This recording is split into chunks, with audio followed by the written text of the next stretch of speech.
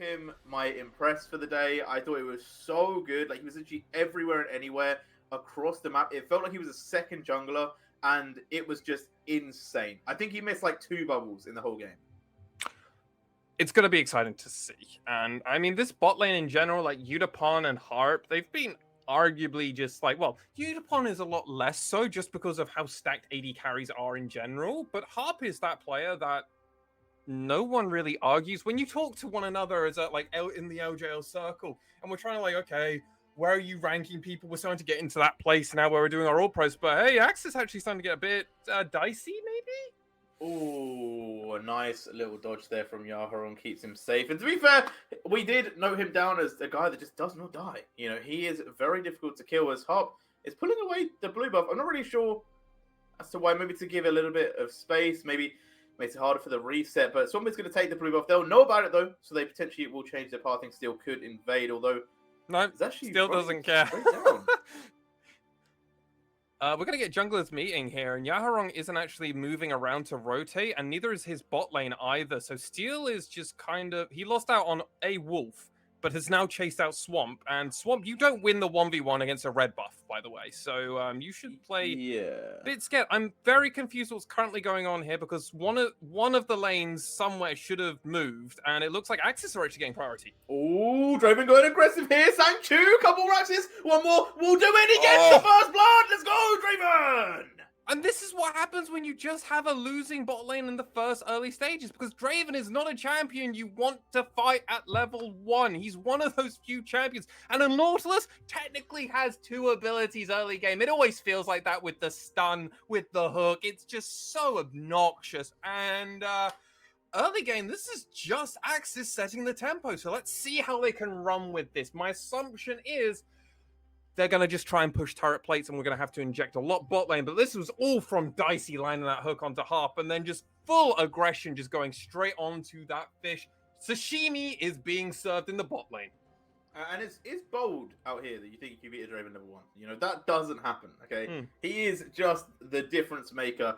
And talking about difference, we're definitely seeing a difference in clear to most normal games here. Steel is So going to be able to take that blue buff.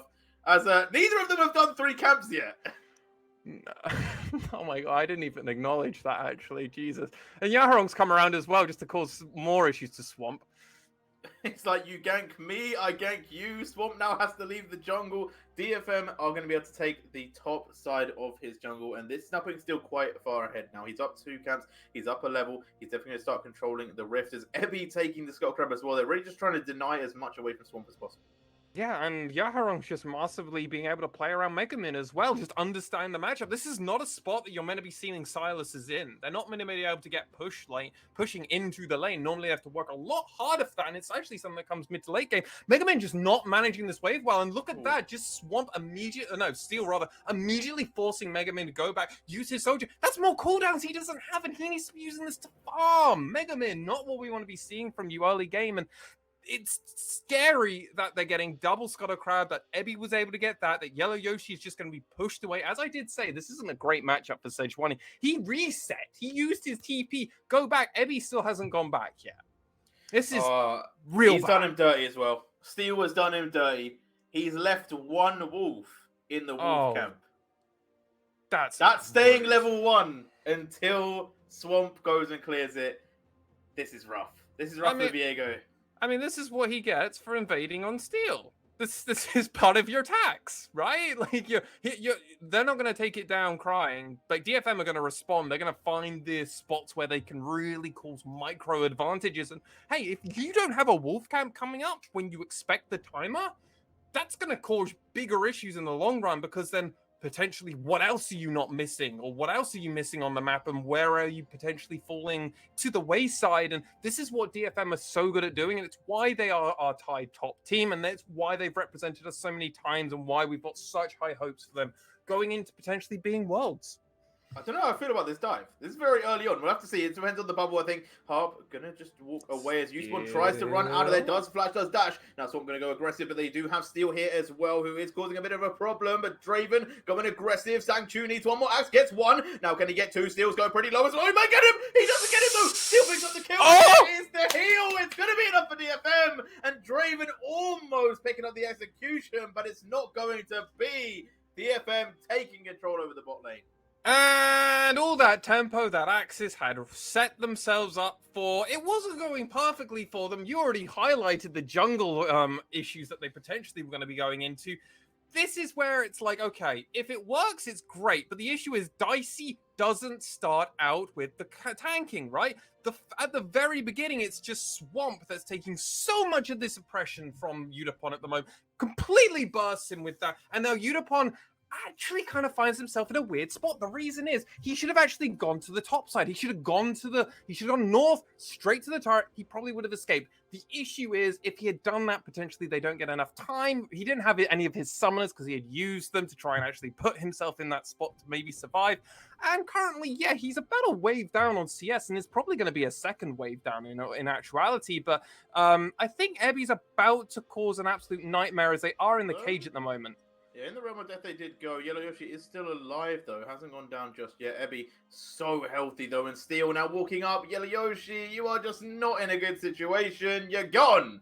You're out of here. Ebby picking up another kill. And I will say on that bot lane dive, there is a world where actually it isn't too bad for AXIZ. You know, Draven did still pick up a kill. Sure. He will have got his stacks. So there is some leniency with the champion, but we'll see if it actually does lead them to being okay. As Uspawn now want to take the grunt, they're stopping Swamp from getting any sort of invade away and keeping him behind. Yeah, and what's really important is actually bot lane were pushing up and actually tried to match AXIZ's bot lane, understanding that, hey, our jungler is currently topside, and if we actually show far too far up into the river, there is a chance that they will actually dive us. So what was smart by DFM is they pulled off at the moment, but what has actually happened is because of their presence, because they rotated around and then went back safely when they knew they were going to be safe, is AXIZ weren't sure exactly where Steel was on the map. There's a 2-level advantage currently, Steel over Swamp at this moment in time, and you can be damn sure that part of that is because one, Steel is clearing his camp. Just look at the CS difference currently between the two junglers, but two is because his waves and his laners are actually moving and causing more pressure around the map that AXIZ currently don't have. Because if you look at their champions, they're never going to get priority outside of this bot lane, and there's so much pressure on Dicing and Sangchu to be doing this at the same time to also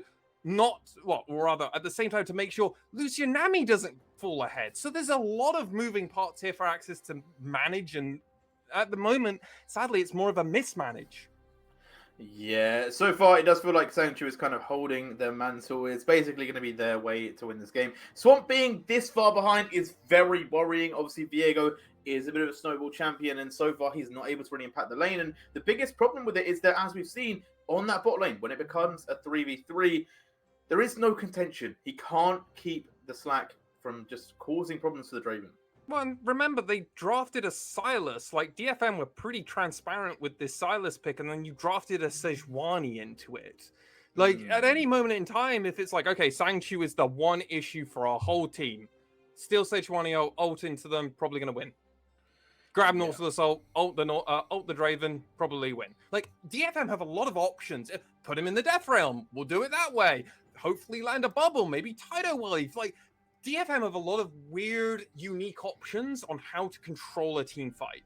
Whereas AXIZ, it's all or nothing in a front-to-back team fight, which I just don't know if we necessarily should trust these players to fully execute on this against the caliber of a team like DFM. Maybe one of the other teams I'd give a lot more credit and would be excited to see this opportunity, but DFM are already showing they're a step above everybody else. They have done this throughout this whole split, and they are continuing to do it through AXIZ. They've already found a 500 gold lead, and you can already tell there's incremental advantage just coming out everywhere. Udapon being down a wave or two isn't too surprising. Draven should pull ahead, but even with a 1k gold lead in the bot lane, it's still not going to be enough for AXIZ at this moment in time. They need more. AXIZ are notoriously bad pre-15. They are down about 1,800 gold. Hey, I wasn't going to say that much, man. Like... but their game time is only 33:47 overall. So it's not the longest of games that they do play out, but they don't have the greatest of starts. Whereas DFM obviously almost hitting 3K. They were 2,800 as a lead for 15 minutes. So realistically, we are expecting DFM to win the early game. They haven't got such a lead though. Hold on one sec. Yaharon going to be pushed under the tower by Mega Man, good Emperor's Divide. But here are the boys. The tidal wave, the other Emperor's Divide from Silas, and Mega Man is just going to be right in the face of Steel. 1 kill over to DFM, easy peasy. As I would say, until that moment, I feel like AXIZ had a decent-ish early game where they hadn't lost too much in terms of gold, but it may start to snowball from now. They were somewhat proactive, and they were trying to find something, but I don't think their bot lane really wants to fight against Steel, specifically. At least at this moment in time, there has been a catch-up for the jungler.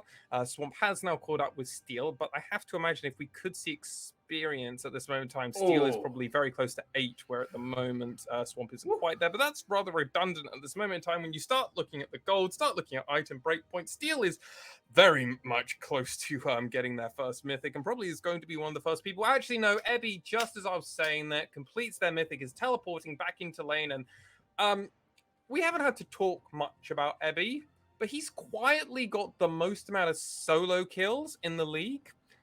Before this game, do you want to guess what it is, by any chance, J-Roll? Unless you already know the stat, then don't. No, I actually don't know the stat. You don't know the stat? Please do guess. Please do guess. I want to say... See, I feel like last season, didn't he have it with like 11?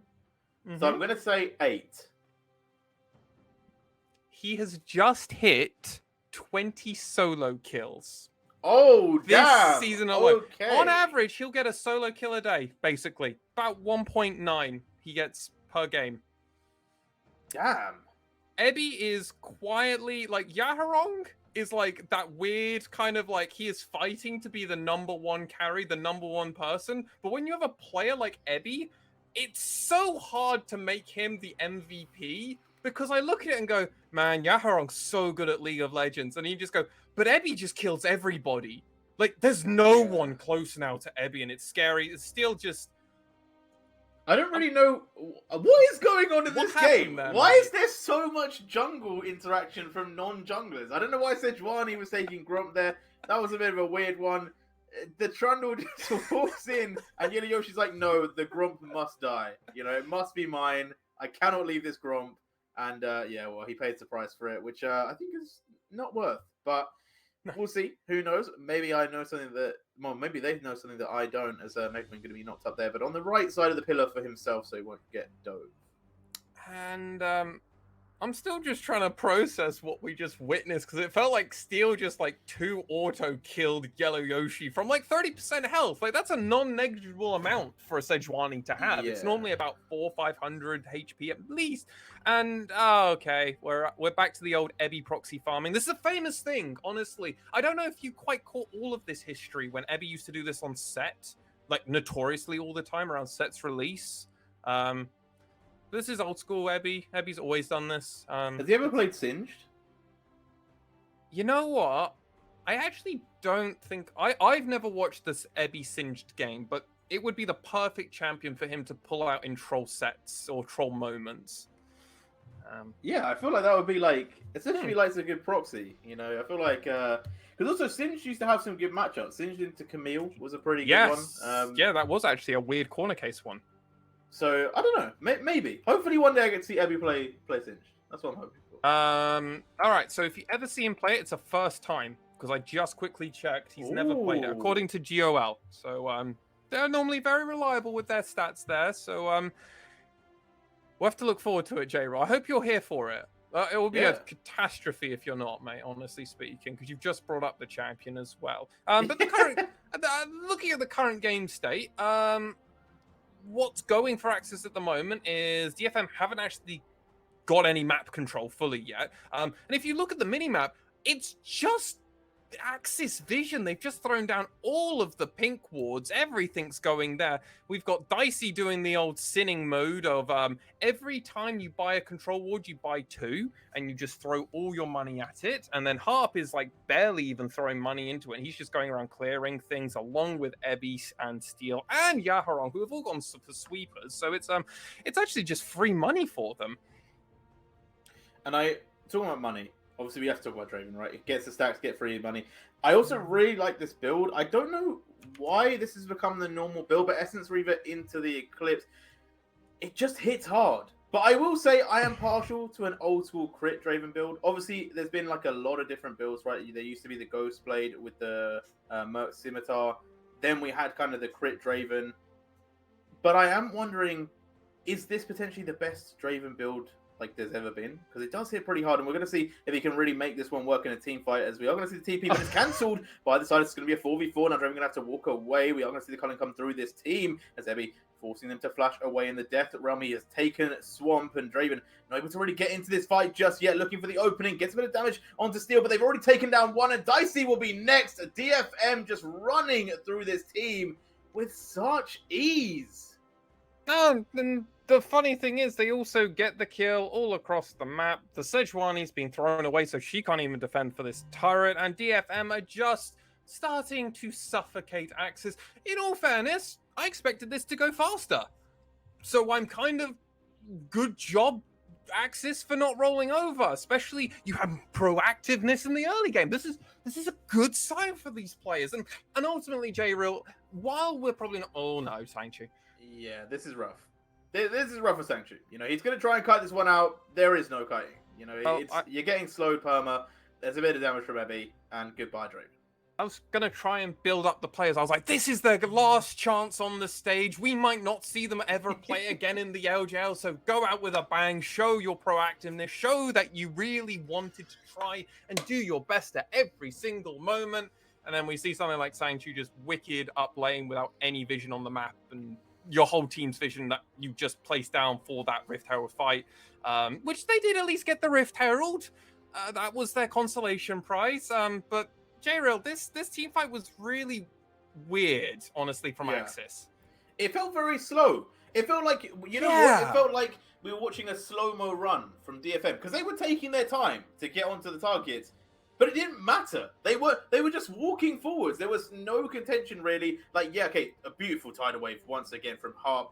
Like, but they're just denying all potential engage from the side of AXIZ. They're stopping Sanctuary from getting any meaningful damage off, and Youthball's the only one that looks any sort of low in that team fight. Yeah, and I was watching Sanctuary throughout all of that team fight. He only really attacked Steel. And Steel is hilariously happy to do that, especially now as he also has a frozen heart. So, I mean, he is loving life. His whole plan is to get into the middle, prevent Megumin, prevent Sanctuary, and to a degree, Swamp from doing any damage, and then he doesn't have to worry. One thing of note is Swamp did decide to go for the Divine Sunderer first item instead of Blade of the Ruin King, which is a common first item at the moment. And honestly, against a team comp like DFM's, I actually think you probably output maybe more damage. I might be wrong about math there at this moment in time, so do forgive me out there. But it is one of those angles where it's a pretty common first item build for them, and especially with how this direction's going, you just want to kind of minimize and have the highest spike opportunity, if you understand me, J-Real? Yeah, no, I definitely get what you mean. It's why not just go for the greatest damage, you know, cause the most problems, and if it's not necessarily optimal, I guess things can work out if you're still controlling that early game, you know, if you keep that tempo. You can, but I mean, AXIZ has lost all tempo of this game. They're 5k down now at this point. And this is now where we get into the interesting mode, where we start theory crafting. I always like this now. How do AXIZ win this game? So, it's a miracle team fight where Ebby has become only a split pusher. That's how I think they have to win this game. And even then, I don't think it's a guaranteed win. It's just, it makes it easier. Death Realm is just such a good way of getting one important target off of AXIZ team comp, for obvious reasons, obviously. But if you take out someone like Swamp, Megumin, or Sangshu from the fight for AXIZ, suddenly their amount of damage output per team fight just drastically drops off. And Yaharon can do a very similar impression, just a worse one at that, because you can steal certain ults, which I've already highlighted. It is just scary to think how much control DFM have over this map at this moment in time. Dragon stacking isn't going for AXIZ at the moment, so I'm going to go Sangchu gets absolutely massive, and they steal a Baron. That's how I'm going to have to assume it. I was thinking, get him the Lord Doms, get him IE. Yeah. And then maybe he can fight. But that's 2 items away, plus maybe Azir at that time has 3 items, so it could become problematic. They sit in the back line, Emperor's Divide, and just auto-attack. But I don't know. Like, that requires them to play this game for at least another 15 minutes, I think. And we'll see if that is even possible, because right now DFM are looking for something, although it's going to be AXIZ to pull the trigger here. Sangchu, no! There's the tidal wave, there is the bubble as well, and they just absolutely ripped through Dicey here. It was a little bit questionable to start, and it's become even more as Yaharong is going to pick up another kill there. DFM easily with the collapse, but to be honest, it felt like they were never in danger. No, and what the big issue there was, Sangchu was split off at the very type. That's why I screamed Sangchu no, because the moment he started walking up, he walked into Yudapon's ultimate, and it's like, well, what do you expect was going to happen? If you walk straight into Yudapon when Harp's looking at him, of course he's going to protect it. Still going very low here, but ultimately there's not going to be anything they can do. Swamp getting caught out at the very end of that was actually cataclysmically awful for the side of AXIZ, because it meant that DFM could take this Baron without any consequences. They didn't have to worry about Dicey coming in. They didn't have to worry about Swamp. So as such, they don't have to worry. But I want you to watch Sangchu and watch Yudapon, because this is what really capitalized it. You can see Sangchu walking forward and immediately Yudapon ulting. This forces Sangchu out of this, and now it's actually fundamentally a 3v3, which is why Dicey got deleted so hard. And this is afterwards, it's just a formality. Swamp's pathing here was awful. If he had gone away with Megaman, there's a chance. I'm not saying any form of guarantee, J-Rule. There's a chance that potentially he gets out, or maybe he can make a great escape or something. But as it currently stands, DFM are just going to run down, and I think they could even end. They haven't got TP for Ebby. That is one thing to note, though. Yeah, but every fight has just felt like they've been able to do what they want. I feel like there's really no stopping them right now, as they are going to get the stun on to Yaharong, but he's still alive! The man does not die! He lives the ignite! It's just going to keep the legacy going, man. 37 HP, I think I saw it tick down to. So he was perfectly fine. Now, if Swamp had also maybe got the red smite onto him, maybe that could have been a kill. But I think what's more important to note at this moment in time is DFM have Baron. They still have Baron for when this Infernal Dragon's going to come up. I wouldn't be too surprised if DFM just completely keep going at it. Jesus Christ. Rip. That feels like a Danny moment. Do you know what I mean? But it's a Yudapon moment, so it's just part of the course, I guess. I actually don't know what you mean.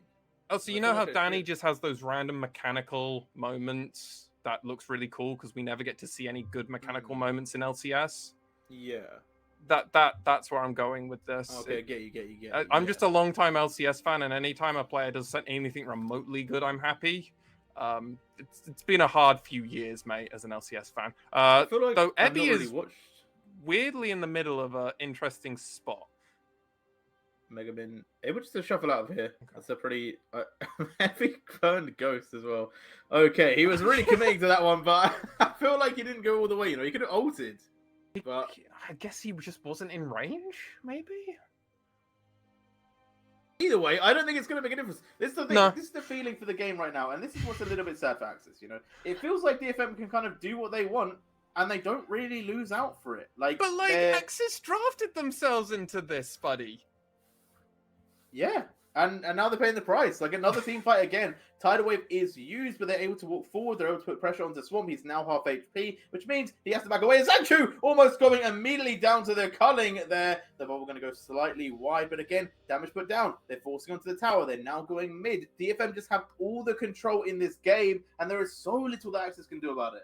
Oh, and not only that, they're knocking on all 3 front doors, top, mid, and bot. I mean, this is going to be an interesting opportunity for AXIZ. Last stand here. Dicey going to go aggressive. Does go into stasis. We are going to see Ebby take Swamp into the realm of the death. It should be the one-way ticket back to the base for Swamp, as he is going to go pretty low. I think he might make it out, although he is not going to survive. Sangchu going to fall as well. And DFM, it just feels like they're toying with them. You know, it feels like they're almost playing it at a casual pace. They're like, yeah, we're going to win this fight. Let's just walk forwards, pick up the kill. As now they go forward. And oh my days, the damage from Utapon comes through. Yellow Yoshi, the last one alive, not for long. The TP to keep the minion alive. It's unnecessary. It's a flex. But you know what? It gets the job done. Next is going to go down 50 gold to DFM and another win, 19-2 to end their split. What a performance. And